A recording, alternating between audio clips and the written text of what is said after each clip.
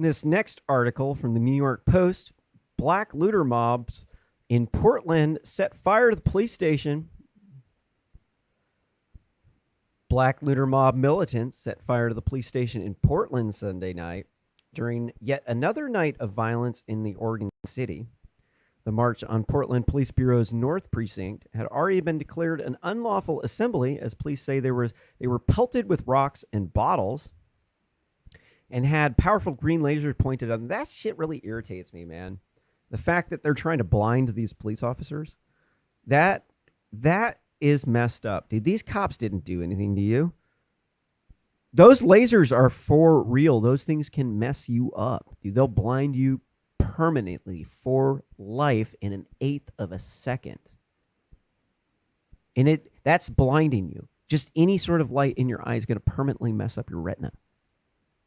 And so these people are terrorists. That is a terrorist behavior because they don't want to go to the polling booths. They can't win if they go to the polling booths. They can only win by terrorism through throwing rocks and bottles at the police officers, shining laser lights in their eyes, throwing fireworks at them, throwing condoms filled with feces and urine and raver scabies. It's disgusting what these black looter mobs are doing.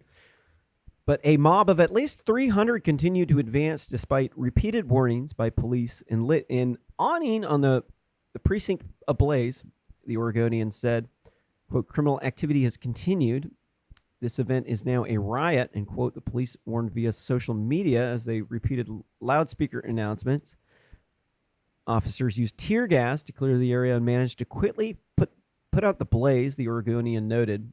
The riot came on the 88th consecutive night of protests sparked by the police custody death of George Floyd in Minneapolis in May. Here are the pictures from the Portland race riot. Let's see if we got a video. Oh, I forgot to get the video. Let's look this up. Got to get some videos in here. This is why this show is cool. It's because we don't just have a script. We actually look up the information. Let's see. Portland fire. Let's look up.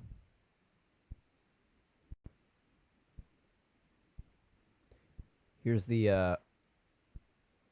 Is this the police building? This was August 18th. Let's look at this one. Here's one on the 20th. Okay, that one's kind of lame, kind of loud. Sorry about that.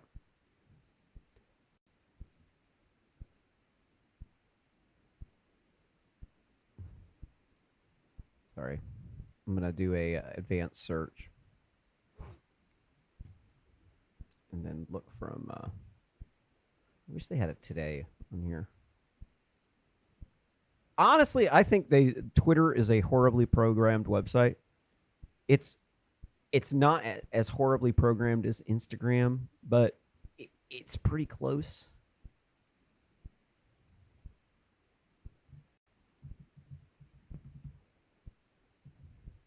Oh, we just saw a good video here. Let's look at the Kenosha video. Here's the fire outside of the credit union in Kenosha.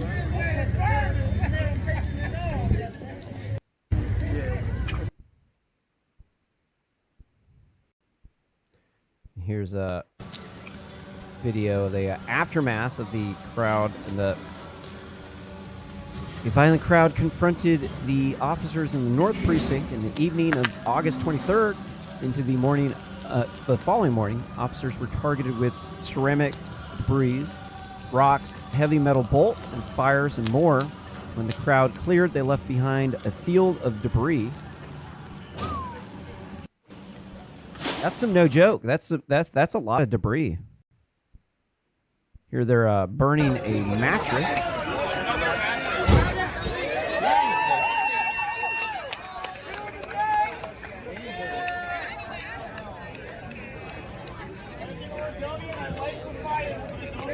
Not sure exactly.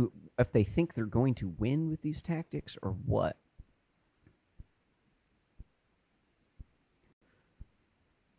I think that's good enough for that. I'm tired of these people. I live in Eugene, Oregon. I'm tired of being targeted by these leftists. I'm tired of being hated by people because I believe in law and order, and I believe that if women put off having a kid until their 30s, they're gonna not have a family, and it's gonna kill off your genetic line. Where if a woman or if a man puts off having a family until his 30s so he can put himself in a good financial position, then he's gonna have a family because he can afford it. One's the best case scenario. One is the worst case scenario where your family dies off. So that alone is a compelling reason to not be a feminist. But these people here in Oregon, they're radicalized white feminists. These people are absolutely insane about feminism. The stuff that, okay, and they're total cucks too. They are not good with women.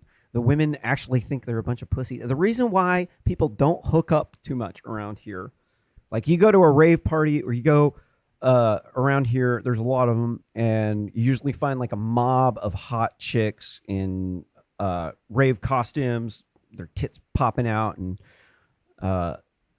raver scabies all over them. And you don't really hook up too much at these parties. It's like people are like asexual dancing in a bubble. And it's like it's like they treat women like goddesses. We have the Oregon Country Fair here, and if you're not familiar with the Oregon Country Fair, you should go look up pictures. Chicks walk around with their tits out, just like painted, and there's a lot of hot chicks that do that. So there are plenty of good titty pictures of the Oregon Country Fair. If you are looking for good pictures of hot hippie chicks' breasts, it's an excellent resource. But these people, they have this goddess complex. It's actually very, very, it's not a good thing at all. Like the guys end up just getting walked on by these women. They end up spending all of this money to try to court one of these white feminists, only to have them go off and fuck some alpha male. And this is a repeating pattern. The liberals have turned into complete cucks. They no longer are able to have families like they used to. Their birth rate's going down to only child. After they had one child, they cannot afford another one anymore. And so we now have a city full of cucks and drugged out raver chicks who are slutting out, but not with the feminist males. And they think everybody else is the problem but them. Apparently, I'm a misogynist. Actually, I'm the imaginary misogynistic pig, the imp boogeyman from MSNBC and the Southern Poverty Law Center, to be exact. And I did actually come up with that. That is my saying. What else we got? Let's move on. I have a lot of